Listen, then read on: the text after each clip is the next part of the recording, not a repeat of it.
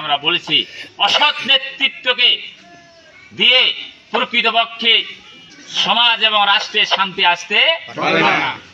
অসৎ নেতৃত্বের মাধ্যমে 53 বছরে বাংলাদেশ পরিচালিত হয়েছে এবং এদেশের মানুষ দেখেছে দেশকে স্বাবলম্বী করার পরিবর্তে দেশকে ধ্বংস করার দ্বার প্রান্তে নিয়ে যাওয়া হয়েছে।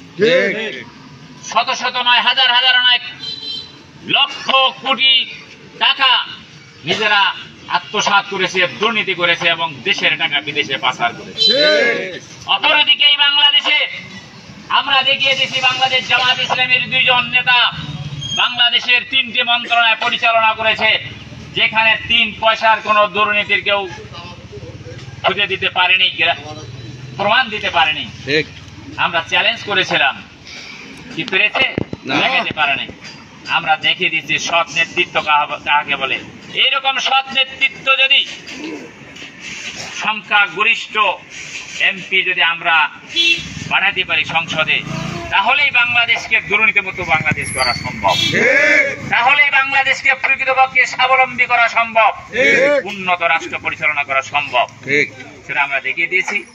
এজন্য আমরা কথায় নয়, আমরা কাজে বিশ্বাসী। বৃক্ষ তোমার নাম কি? ফলে পরিচয়। আমরা ফলে পরিচয় দিয়েছি।